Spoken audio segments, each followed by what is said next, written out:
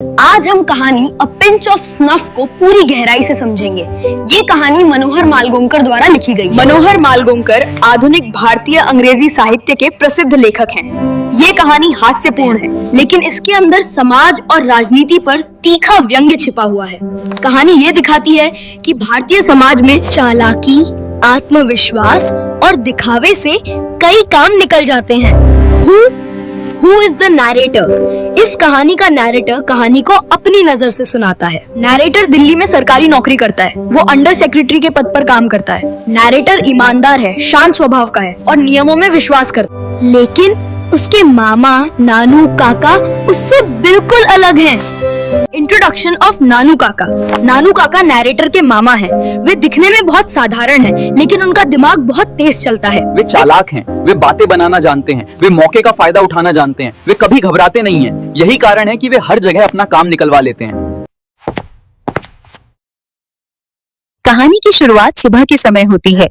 Narrator की माँ उसे जल्दी उठाती हैं। वे कहती हैं आज स्टेशन जाना है क्योंकि नानू काका दिल्ली आ रहे हैं। नरेटर यह सुनकर खुश नहीं होता। Narrator's problem. नरेटर जानता है कि नानू काका के आने से उसे परेशानी होगी। उसे अपना कमरा नानू काका को देना पड़ेगा। Mother's feelings. लेकिन नरेटर की माँ बहुत खुश होती हैं। वे नानू काका से बहुत प्यार करती हैं। उनके लिए नानू काका एक बहुत समझदार और सफल व्यक्ति हैं। माँ चाहती हैं कि नरेटर नानू काका की हर तरह से मदद करे। Scene at railway station. Narrator station पहुंचता है। नानू काका 3rd क्लास टिकट लेकर ट्रेन से उतरते हैं। उनके चेहरे पर पूरा आत्मविश्वास होता है। Incident in the train. Nanu Kaka बताते हैं कि ट्रेन में बहुत भीड़ थी, 2nd क्लास में जगह नहीं थी, लेकिन उन्होंने टीटी से ऐसे बात की कि टीटी उन्हें रोक ही नहीं पाया और वे बिना पैसे दिए 2nd क्लास में बैठ गए। यह घटना पूरी कहानी का संकेत देती है। यह दिखाती है कि नानू काका नियमों से नहीं दिमाग से काम करते हैं। Habit of snuff. Title explanation.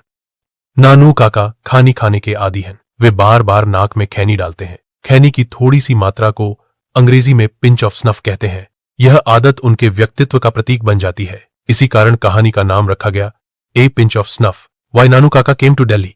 Nanu काका दिल्ली किसी रिश्तेदार से मिलने नहीं आए हैं। वे एक खास काम से आए हैं। वे चाहते हैं कि वे एक बड़े मंत्री से मिलें। नरेटर उन्हें साफ बताता है मंत्री से मिलना बहुत मुश्किल है। डिफरेंस बिटवीन नरेटर एंड नानू काका। नरेटर नियमों में विश्वास करता है। वह सोचता है बिना अपॉइंटमेंट कुछ नहीं हो सकता। लेकिन नानू काका हंसते हैं। वे कहते हैं तू बस मेरे साथ चल। यहीं से दोनों की सोच का अंतर साफ हो जाता है। Scene at minister office. Narrator और नानू काका मंत्री के ऑफिस पहुंचते हैं। ऑफिस बहुत बड़ा है, बहुत भीड़ है। मंत्री का सचिव उन्हें बैठने को कहता है। घंटों इंतजार होता है। Role of the secretary. सचिव बार बार कहता है मंत्री बहुत व्यस्त है, बिना अपॉइंटमेंट मुलाकात संभव नहीं है। नरेटर थक जाता है, लेकिन नानू काका शांत रहते हैं। Dress as a strategy. Nanu Kaka जानते हैं कि राजनीति में दिखावा बहुत असर करता है, इसलिए वे पहनते हैं जोधपुरी कोट पैंट और नारंगी पगड़ी। अब वे एक आम आदमी नहीं, बल्कि एक बड़े जमींदार या नेता जैसे दिखते हैं। Meeting the minister. लंबे इंतजार के बाद मंत्री मिलने के लिए तैयार हो जाता है। नानू काका बहुत आत्मविश्वास से बात शुरू करते हैं। वे अपनी बातें ऐसे रखते हैं कि मंत्री ध्यान से सुनने लगता है। Use of big names. Nanu Kaka कहते हैं वे विदेश जा चुके हैं। वे बड़े अफसरों को जानते हैं और हजरत बरकत अली उनके करीबी हैं। यह नाम मंत्री पर जादू की तरह असर करता है। बरकत अली कनेक्शन। हजरत बरकत अली एक प्रसिद्ध विदेशी राजनयिक हैं। मंत्री बताता है हजरत बरकत अली उसके बेटे को ट्रेड कमिश्नर बनवाना चाहते थे, लेकिन राजनीतिक विरोध आड़े आ गया। Change in ministers behaviour. अब मंत्री नानू काका को बहुत गंभीरता से लेता है। वह समझता है कि नानू काका साधारण व्यक्ति नहीं है। नानू काकाज फाइनल मूव। नानू काका कहते हैं उन्होंने यह सब किसी लाभ के लिए नहीं किया, उन्होंने यह समाज सेवा के लिए किया। यह सुनकर मंत्री पूरी तरह प्रभावित हो जाता है। Success without proof.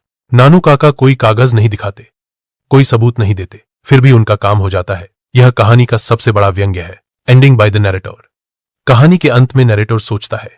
वह कहता है मुझे आज तक समझ नहीं आया कि नानू काका का असली उद्देश्य क्या था, लेकिन मुझे भरोसा है कि वे हर समस्या किसी न किसी तरह हल कर लेते हैं। Themes of the story. इस कहानी के मुख्य विषय हैं चालाकी बनाम ईमानदारी, आत्मविश्वास की शक्ति, राजनीति में दिखावा, सामाजिक संबंध और व्यंग्य। अ पिंच ऑफ स्नफ एक मनोरंजक और सोचने पर मजबूर करने वाली कहानी है। ये कहानी हमें सिखाती है कि दिमाग और आत्मविश्वास कई बार नियमों से ज्यादा ताकतवर होते हैं। और ऐसी ही एनिमेटेड व्याख्या के लिए चैनल को सब्सक्राइब करें।